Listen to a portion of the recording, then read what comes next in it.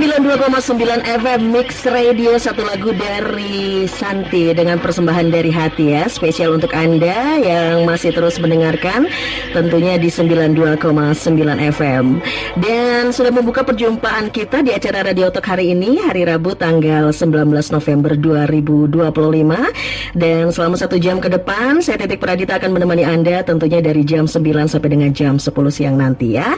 Dan untuk Anda nanti yang akan mau bertanya, boleh nanti ada WA interaktif di 085161280929. Baik, good listener, hari ini di studio Mix FM sudah hadir Ketua Komisi 4 DPRD Kota Cimahi, yaitu Ibu Haja Ike Hikmawati SSMPD. Selamat pagi Ibu. Selamat pagi. Assalamualaikum. Waalaikumsalam warahmatullahi wabarakatuh. Gimana, sehat Ibu? Alhamdulillah. Alhamdulillah. Perjalanannya agak macet mungkin ya. Iya, mohon maaf nih ya, good listener. Good listener, ya. Jadi agak terlambat kita berbincangnya. Tapi mudah-mudahan di sisa waktu yang tersisa tetap efektif ya, untuk bisa menggali banyak hal tentang Komisi 4. Nah, sebelum ke Komisi 4 sebelum ya, kita berkenalan dulu ya. Jadi saya gitu ya, atau good listener juga ingin lebih tahu ya, Ibu Ike ini, karena ada pepatah mengatakan bahwa tak kenal maka tak sayang. Oh iya, tak kenal harus kenalan. Gitu ya, Titik. Iya, jadi mau nanya nih, sebelum menjadi dewan aktivitasnya apa? Aktivitasnya pasti profesi utama adalah ibu rumah tangga dari 4 anak ya. Programnya sesuai dengan program pemerintah, 2 anak laki-laki dan 2 anak perempuan. 2 pasang ya. 2 pasang. Jadi sebelumnya adalah ibu rumah tangga ya. Ibu rumah tangga. Nah, kenapa ibu ini memilih jadi dewan nih?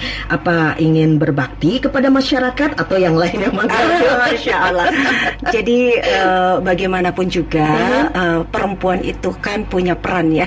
Kehadiran perempuan itu kalau yang saya pahami sejauh ini adalah sebagai kunci bagi terwujudnya kondisi satu wilayah yang sakinah mawaddah warahmah. Nah, tenang, aman, damai itu kuncinya ada pada perempuan.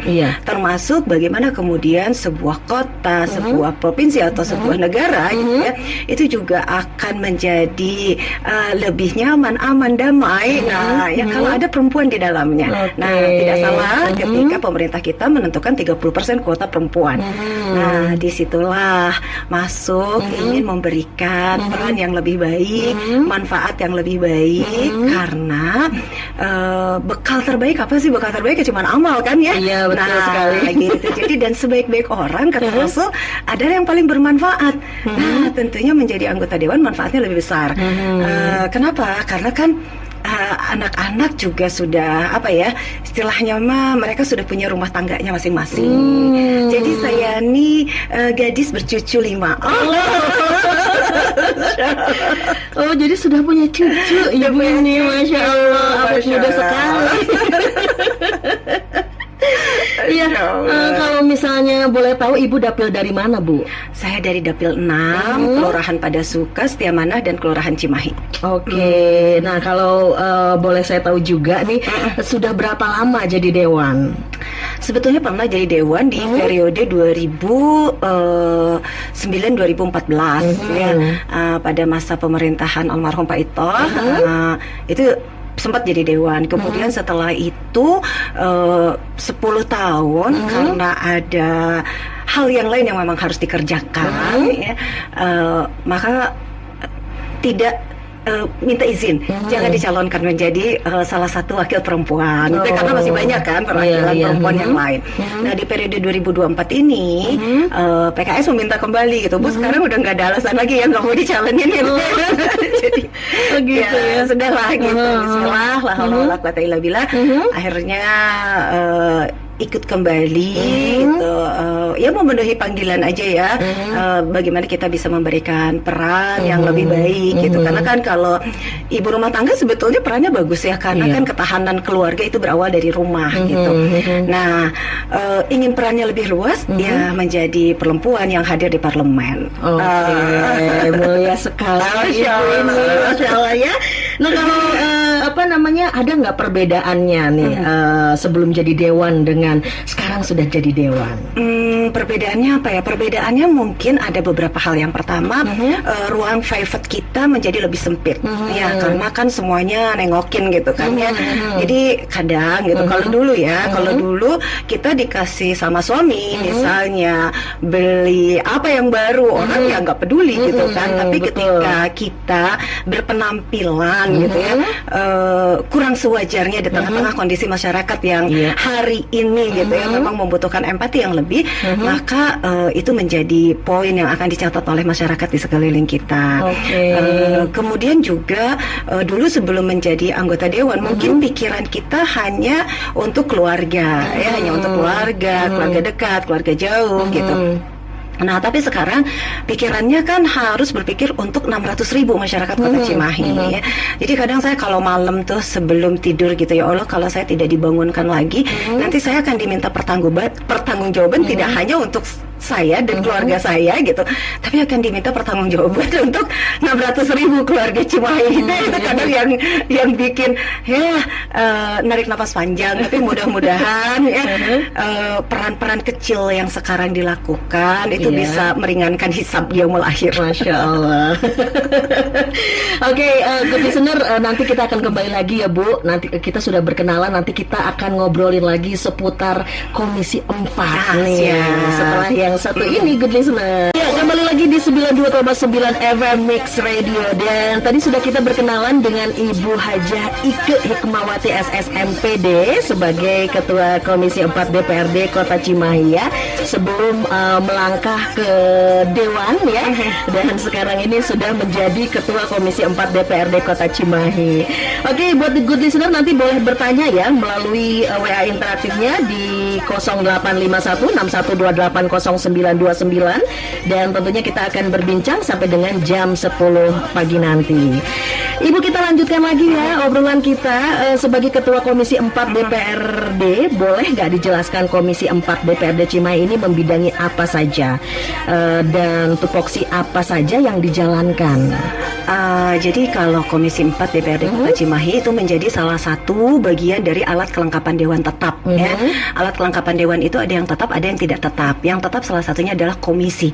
Komisi 4 ada 9 mitra kerjanya, dan ini hampir semuanya termasuk urusan wajib ya, pendidikan, kesehatan, rumah sakit umum daerah Cibabat, kemudian DP3 AP2KB perempuan, anak, ketahanan keluarga, kemudian kebencanaan di sosial, permasalahan kesejahteraan rakyat, agama, kemudian kita juga masuk ke tenaga kerjaan, pemuda, olahraga, seni, budaya. Nah, itulah ruang Komisi 4. Komplit, paket komplit. Jadi bukan paket hemat ya, kalau di Komisi 4 paket komplit. Tadi kan niatnya mungkin kata Allah ya, niatnya kamu tuh pengen memberikan manfaat, makanya dikasih ruang manfaat yang sangat besar. Masya Allah. Lalu bagaimana Ibu melihat kondisi pelayanan publik nih di bidang pendidikan, kesehatan, dan juga sosial saat ini? Ya, jadi sejauh ini Komisi 4 berupaya untuk bisa membangun relationship ataupun hubungan yang baik ya, karena tidak akan berjalan roda pemerintahan daerah jika tidak ada interaksi yang baik antara eksekutif dan legislatif. Legislatif itu ada di tataran kebijakan, eksekutif ada di tataran pelaksanaan. Nah, jadi antara kebijakan dan pelaksanaan itu harus berjalan seiring gitu kan. Nah, kemudian saling istilahnya saling berkomunikasi, bersinergi, dan kemudian saling mengevaluasi untuk memperbaiki. Contoh misalnya di bidang pendidikan, kita hari ini di Kota Cimahi itu masih memiliki beberapa SD, SMP ya, karena Cimahi ini, daerah ini hanya dari PAUD sampai SMP. Nah, PAUD kita, PAUD negeri cuma satu. Kemudian SD, SMP itu belum sampai pada taraf standar yang sama, baik dari sisi kualitas maupun dari sisi sarana prasarana yang tersedia. Kenapa gitu? Ini bisa terjadi, belum terjadi hal yang seimbang gitu kan ya, dalam penyelenggaraan pelayanan pendidikan di Kota Cimahi, karena memang masih ada frame dari masyarakat berkaitan dengan sekolah unggulan gitu ya. Padahal target kita tuh menginginkan semua sekolah di Kota Cimahi ini unggul.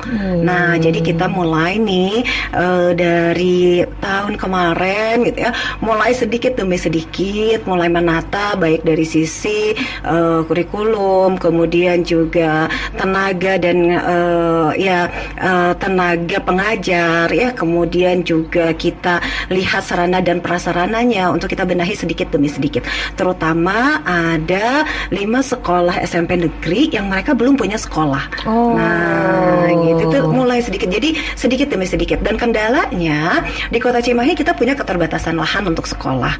Nah, sementara pemerintah pusat itu baru mau membangunkan sekolah kalau ada lahannya. Nah, kita kebingungan nih dengan Cimahi. Ya, contoh nih yang jadi PR besar adalah SMP Negeri 6. SMP Negeri 6 ini karena lahannya sangat terbatas, tapi jumlah siswanya sangat banyak, sehingga dibuka kelas pagi dan siang. Nah, sesungguhnya itu tidak diperkenankan untuk SMP kelas pagi dan siang. Kita meminta diskresi ke kementerian, meminta kekhususan karena kondisi Cimahi dengan lahan yang sempit, jumlah penduduk yang banyak gitu. Dan kita hanya dikasih waktu beberapa saat. Jadi tahun depan kita apakah masih bisa dikasih diskresi untuk SMP 6? Kalau SMP 6 tidak dikasih diskresi lagi, tahun depan SMP 6 nggak bisa terima siswa baru. Karena jumlahnya sudah melampaui batas. Nah, ini yang sekarang sedang kita coba untuk kita sedikit demi sedikit, apakah nanti ruang-ruang SD yang ada, karena banyak SD yang ternyata jumlah siswanya kurang. Nah, gitu ya. Apakah ruang-ruang SD yang ada ini kita alih fungsi? Tapi tentu ini pengalihan aset itu juga butuh rangkaian proses yang panjang, yang nanti harus lapor dulu ya, karena kan aset dari SD jadi ke SMP ini harus dibahas panjang. Nah, tapi kita akan coba bedah sehingga nanti layanan pendidikan di Kota Cimahi ini bisa berjalan dengan lebih baik daripada yang sebelumnya. Itu kan dari segi pendidikan ya. Nah, kalau dari kesehatan? Dari kesehatan, alhamdulillah Komisi 4 sudah menjalin hubungan baik ya dengan Dinas Kesehatan, RSUD Cibabat, kemudian juga rumah sakit swasta yang ada di Kota Cimahi, beberapa klinik gitu kan yang bergabung dalam Asklin, dan kemudian juga dengan BPJS. Kita sudah sering melakukan komunikasi, koordinasi, sehingga alhamdulillah sejauh ini layanan kesehatan di Kota Cimahi bisa berjalan dengan baik ya. Bagaimana masyarakat Kota Cimahi yang memiliki masalah kesehatan, kita tetap fokus dengan efisiensi hari ini ya. Efisiensi hari ini luar biasa nih. Cimahi sudah mengefisiensi anggaran karena kebetulan juga biasanya dipanggil Umi karena sudah Umi gitu ya. Nah, biasanya nih karena di badan anggaran juga kita jadi tahu nih Cimahi ini sudah mengefisiensi anggaran 50%. Akan tetapi tetap aja nih untuk layanan kesehatan ini sebetulnya masih belum masih ya belum bisa dikatakan memadai ya, hanya belum bisa dikatakan kualitasnya the best gitu kan ya. Nah, jadi memang 43 miliar kita alokasikan untuk layanan BPJS Kesehatan PBPU Pemda, sehingga masyarakat Kota Cimahi siapapun yang sakit tidak boleh tidak diobati, tapi tentunya dengan syarat di layanan kesehatan yang memiliki kerjasama dengan BPJS. Nah, gitu. Jadi kenapa?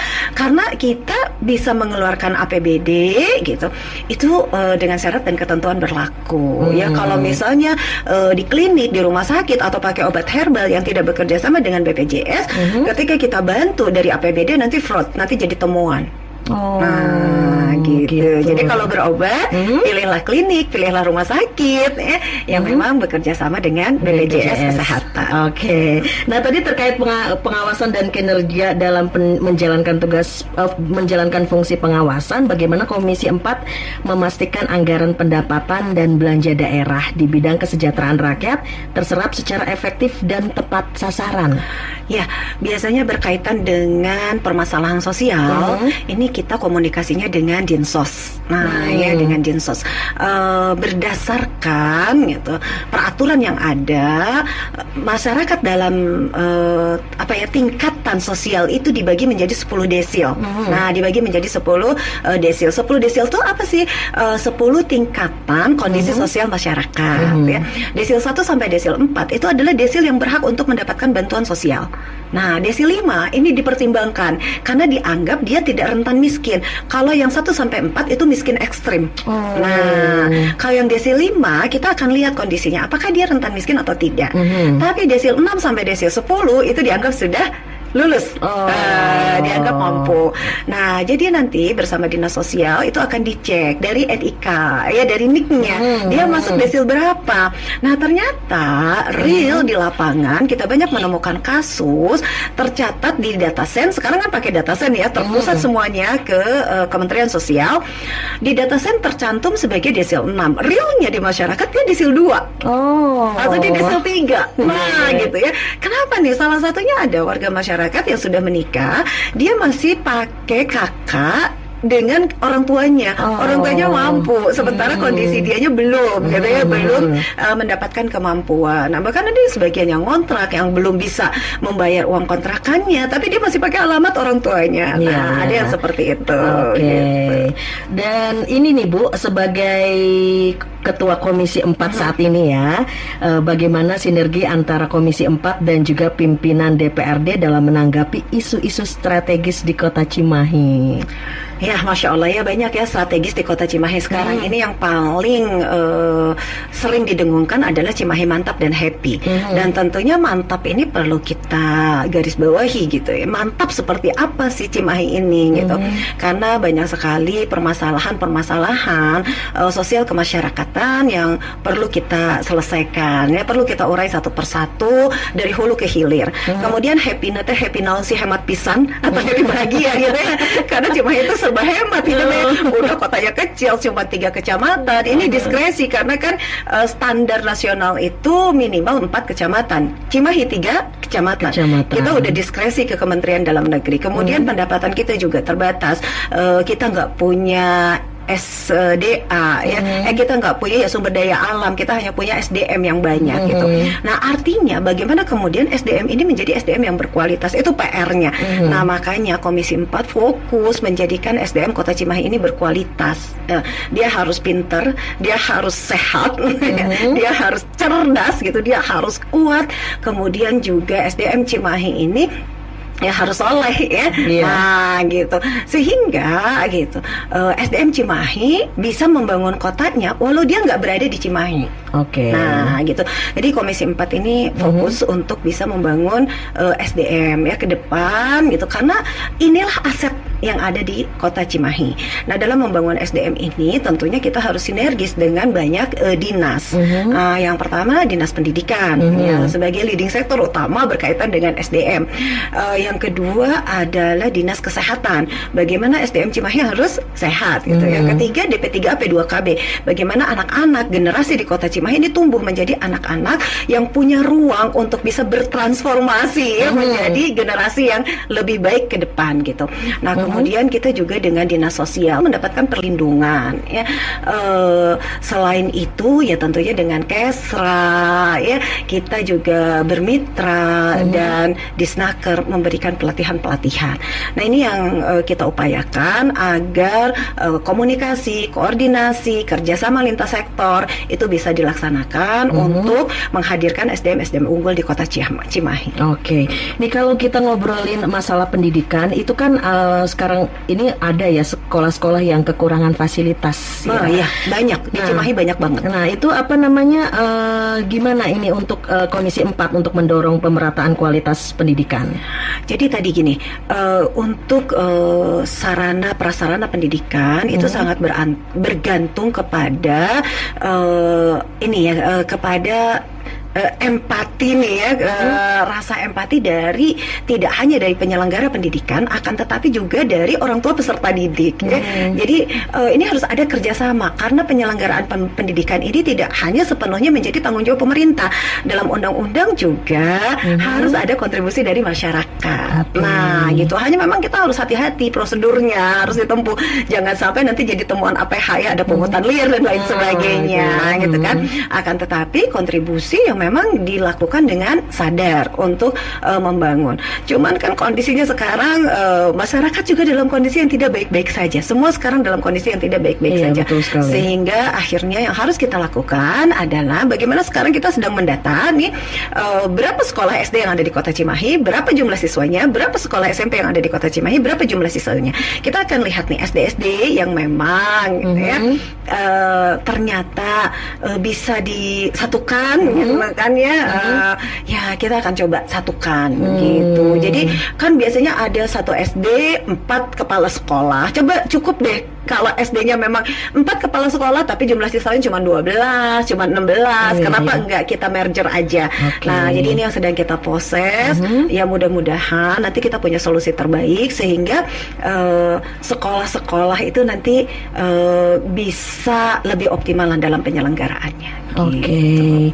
Terima kasih untuk Ibu Ike dan kita istirahat dulu ya Bu. Kita dengerin dulu lagu yang satu ini dan nanti akan kembali lagi tentunya masih berbincang-bincang seputar Komisi 4 DPRD Kota Cimahi. 92,9 FM Mix Radio. Satu lagu dari Sati barengan sama Marcel, Ada Hanya Memuji, yang tentunya membawa kita ke 40 menit lepas dari pukul 9 pagi hari ini ya. Kita masih bersama Umi Ike aja saya panggilnya. Iya, betul. Umi Ike ini adalah Ketua Komisi 4 DPRD Kota Cimahi dan kita masih membahas seputar kupas tuntas peran Komisi 4 membangun kesejahteraan Cimahi ya.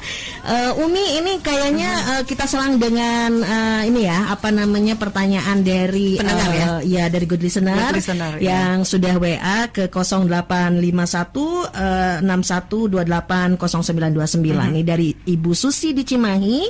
Pagi Ibu Ike, katanya soal isu layanan BPJS dan fasilitas kesehatan ini sering sekali dikeluhkan masyarakat. Izin bertanya Bu, bagaimana pengawasan Komisi 4 terhadap hal ini? Mangga. Iya, sejauh ini banyak hal yang memang belum dipahami oleh masyarakat. Jadi bagaimana BPJS Kesehatan itu bukan layanan gratis tidak bersyarat ya. Jadi BPJS Kesehatan itu adalah layanan kesehatan yang harus dipenuhi syarat dan ketentuannya. Yang pertama nih, ketika ke IGD, jadi masyarakat itu harus memenuhi standar kegawat daruratan.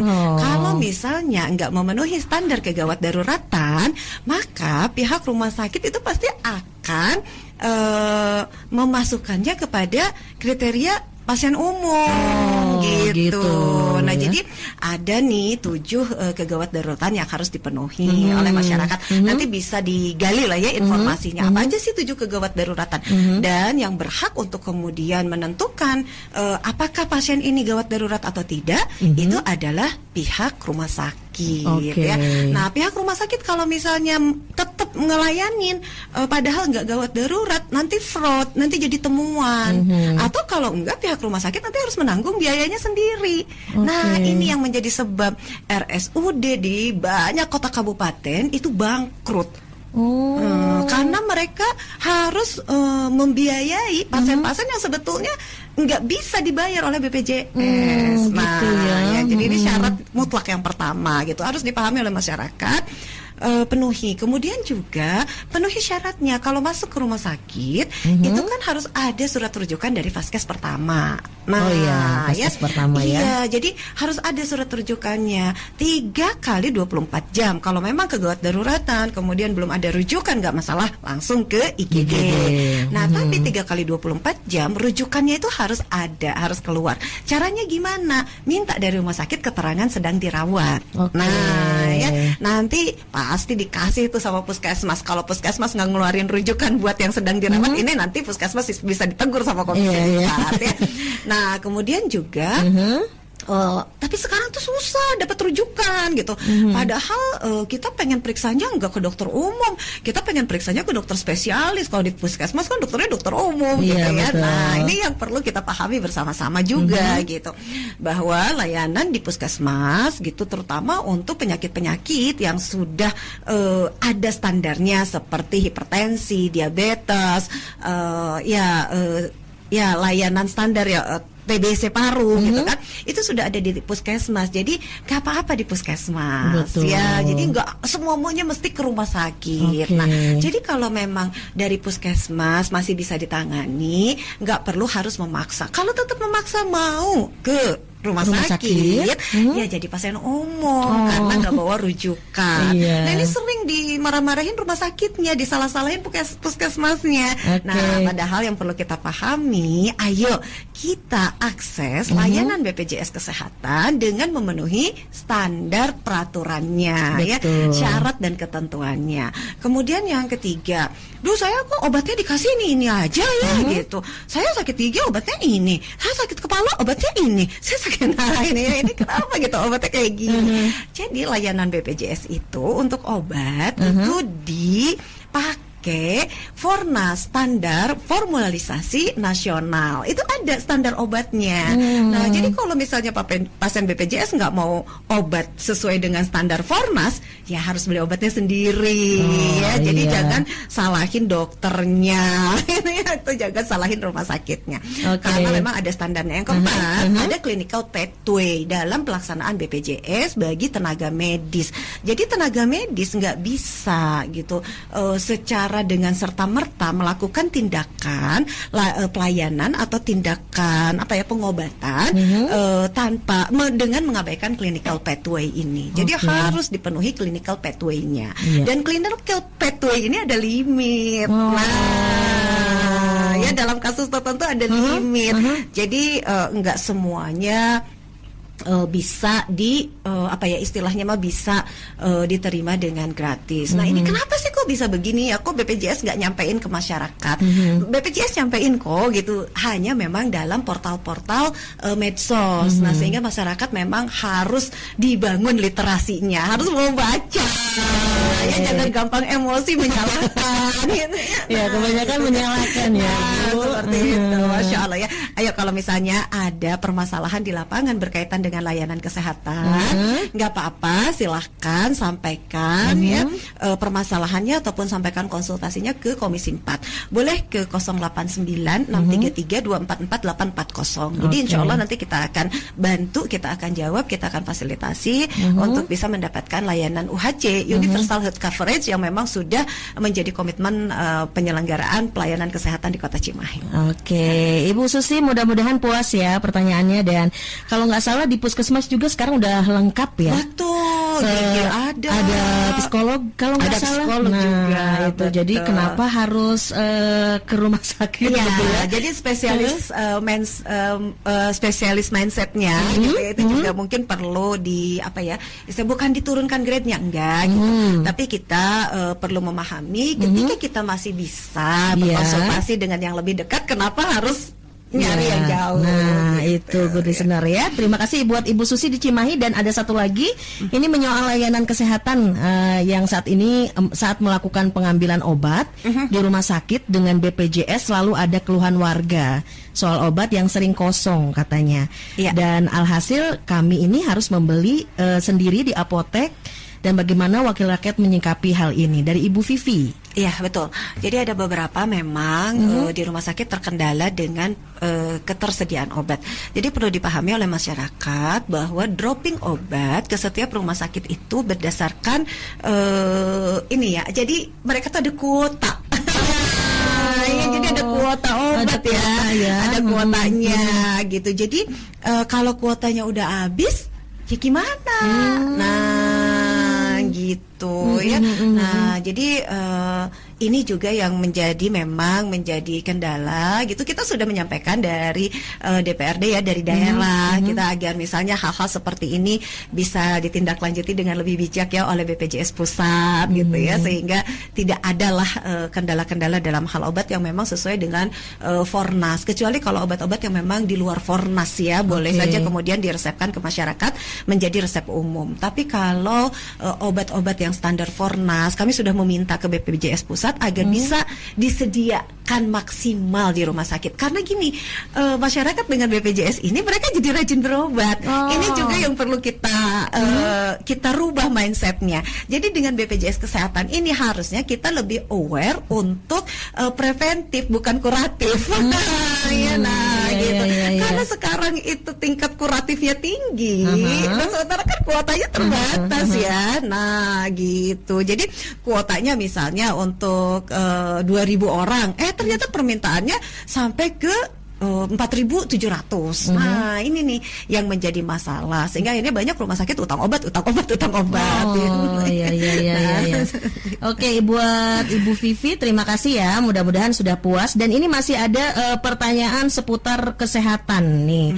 Terkait dengan kesehatan, beberapa waktu yang lalu Komisi 4 tuh melakukan sidak terkait fasilitas kesehatan atau Faskes ya. Apa temuan utama dan langkah konkret yang akan diambil untuk memperbaiki pelayanan kesehatan di Cimahi?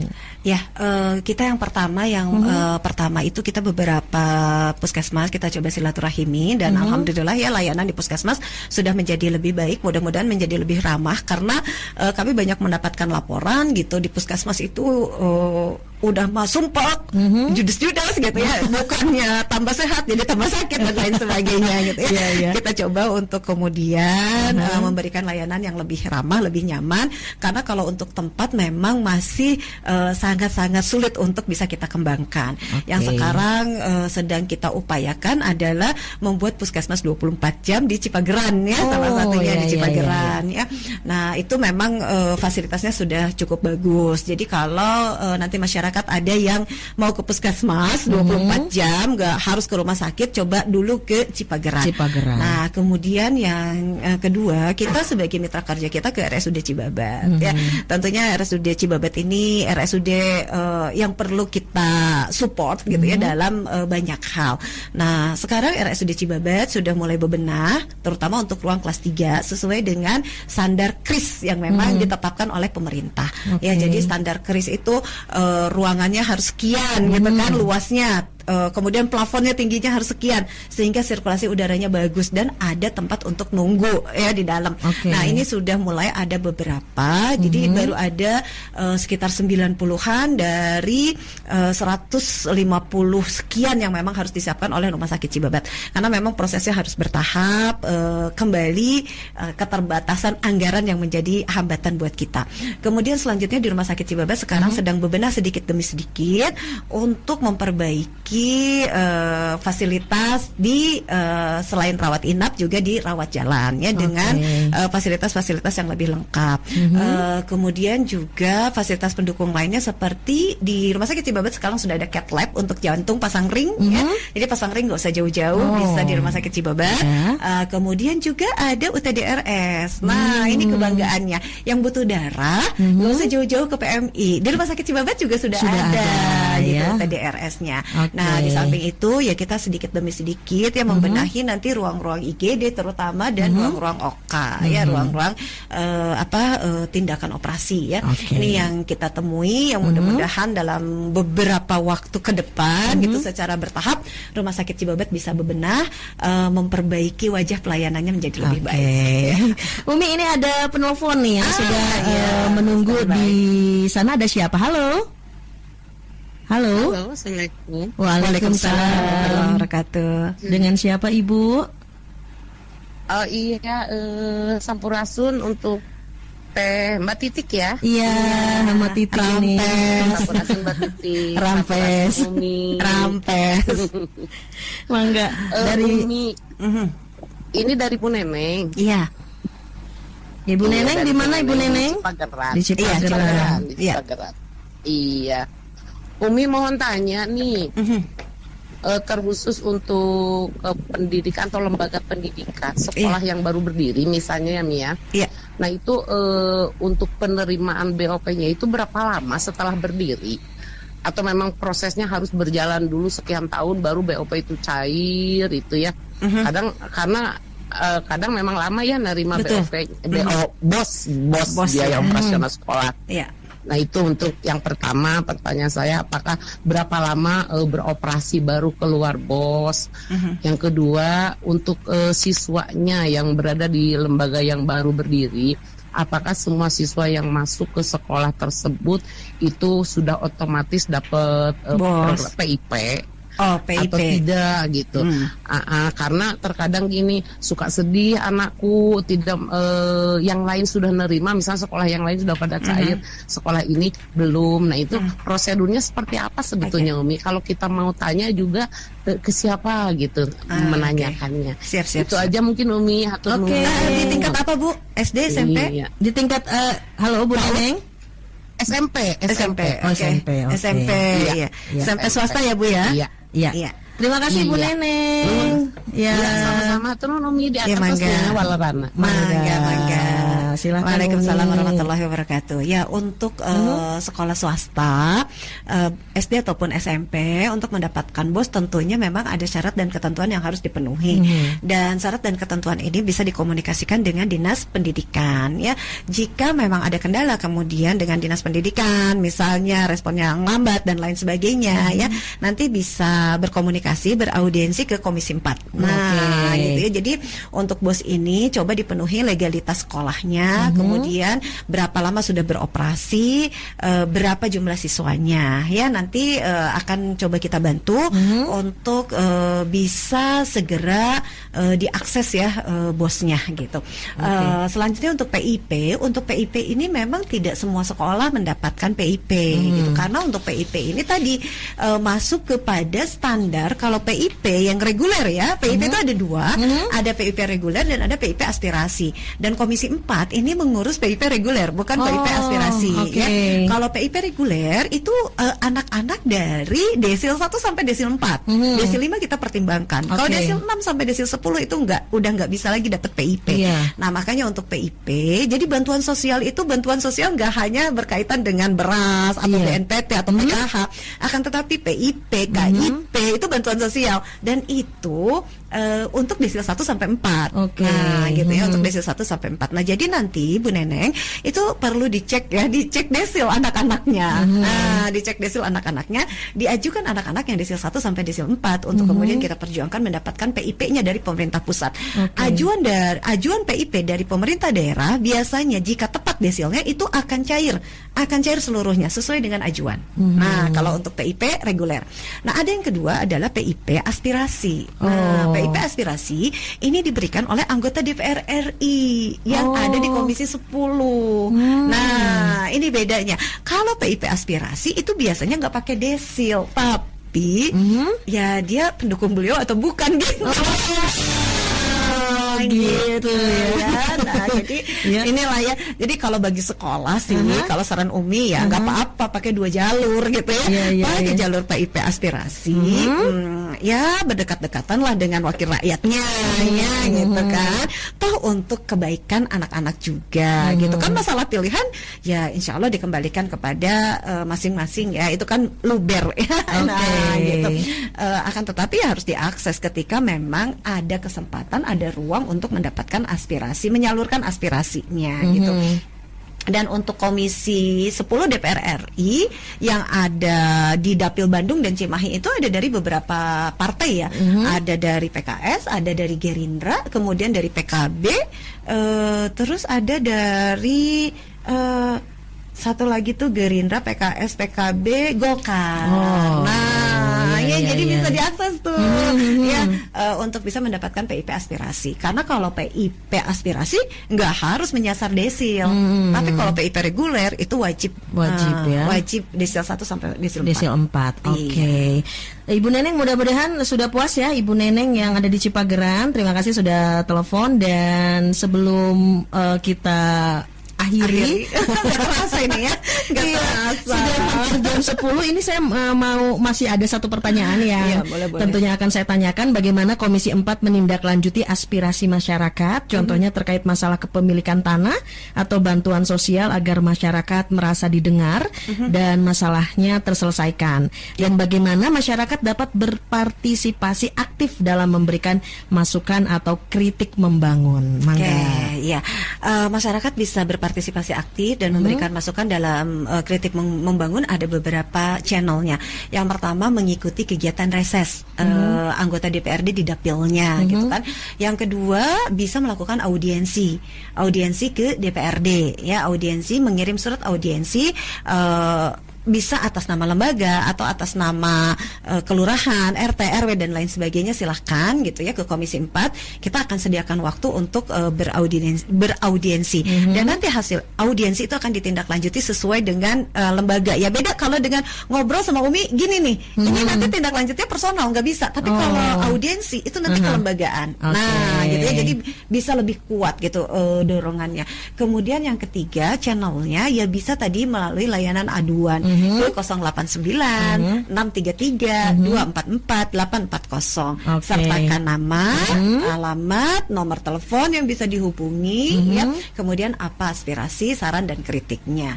Nah, berkaitan dengan kepemilikan tanah itu perizinan ada di Komisi 1, jadi tidak di Komisi 4. Nah, seringkali masyarakat mah pokoknya mah ada masalah semuanya ke Komisi 4. Padahal gitu ya, itu bukan kewenangan Komisi 4. Biasanya kalau seperti ini kita akan share. Kita akan share ini ada permasalahan Komisi 1 berkaitan dengan perizinan. Kemudian ini ada masalah UMKM berkaitan dengan Komisi 2, perdagangan, tapi datangnya ke Komisi 4. Ini ada masalah tentang jalan gitu kan, jembatan, rumah, rutilahu dan lain sebagainya. Datangnya ke Komisi 4 padahal itu urusan Komisi 3. Nah, itu pokoknya masyarakat itu biasanya memang kalau mau curhat ke Komisi 4 nanti kita akan pilah-pilah sesuai dengan jalurnya gitu ya. Yang jelas maka jangan merasa nanti takut salah jalan, enggak gitu ya. Silakan datang ke Komisi 4, layangkan surat audiensinya, kita akan dengar gitu, kita akan perjuangkan aspirasinya sesuai dengan kewenangan kita. Kewenangan DPRD di tataran kebijakan. Kemudian kita akan komunikasikan di tataran teknis dengan dinas terkait ya. Dinas terkait berkaitan dengan kebijakan anggaran itu ada di TAPD. Jadi bukan ada di DPRD. DPRD itu cuma punya palu anggaran, nggak punya uangnya.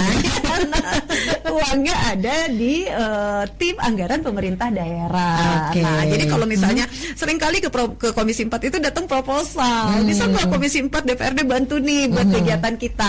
Nah, kalau mau seperti itu silakan datang ke Pemkot ya, karena anggarannya ada di Pemkot, ada di TAPD. Umi, sedikit saja harapan apa yang Umi sampaikan terkait perbincangan ini? Sedikit saja. Masya Allah ya, dengan perbincangan ini sepertinya Umi jadi punya teman untuk bisa berbagi. Untuk bisa berbagi dan kemudian memberikan informasi berkaitan dengan Komisi 4 ya. Mudah-mudahan obrolan-obrolan santai seperti ini bisa terus berlanjut ya, bisa terus berlanjut, interaksi dari masyarakat juga bisa lebih baik dan lebih banyak gitu ya.